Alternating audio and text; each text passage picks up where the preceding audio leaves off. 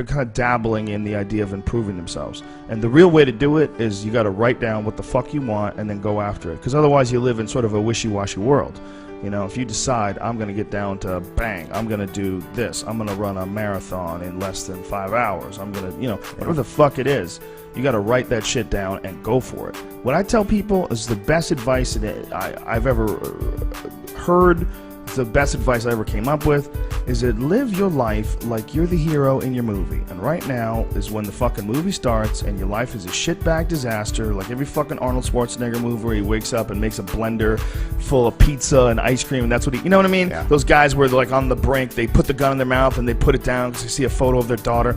Pretend that's you. Pretend you are, right now, you are in the part of the movie that starts and it shows you as a fucking loser. And just decide not to be a loser anymore. Live your life like there's a documentary crew following you around and you are analyzing your own behavior. Do what you would want to do so that your kids one day would look back at it and see that documentary and look on it with pride. Like, wow, my dad was a bad motherfucker. He really did what he had to do. Wow, my mom really got her shit together. I love a success story, but even more than a success story, I like a dude who fucks his life up and then gets it back together again story. Those are my favorite stories. And the way to do that, you gotta write shit down. You gotta think that you are the hero in your own fucking movie, and then you gotta sit down and you gotta write shit down. Write down what you need to do.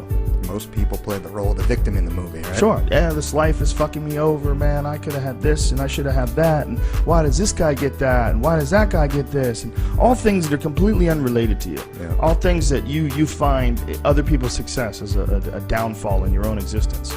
Instead of being inspired, instead of choosing to be positive, instead of like improving constantly on the direction of trying to achieve whatever the fuck you have written down, you just sit around and spiral. You know, there's nothing more miserable than sitting around someone who's fucking complaining all the time. It is one of the most annoying things ever. Everybody hates it. When someone just sits around and they complain about their life and they don't do jack shit about it. And you tiptoe around it, you don't know what to say. Well, she gets upset when you bring that up. I don't want to bring that up. And you want to go, you fucking crazy bitch, you know what's wrong with your life. Yeah. Stop announcing it to everybody else and go out and fix that shit. And that's tough love.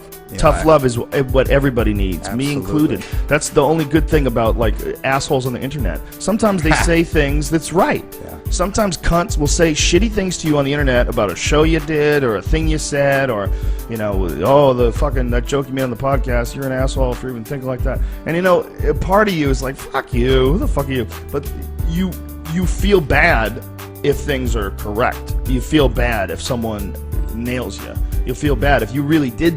If you didn't do anything wrong and someone acts like a cunt, is just like they look like a crazy person. Like, but you have to be able to have that honest assessment of yourself, and the only way you can do that is you're taking account of yourself all day long. You're taking account. You're writing down what the fuck you need to do. You're doing it. You have a mindset that you want to maintain throughout the day. Don't let the world maintain your mindset. You choose what mindset that you are going to maintain, and I fucking do that for sure. That's it.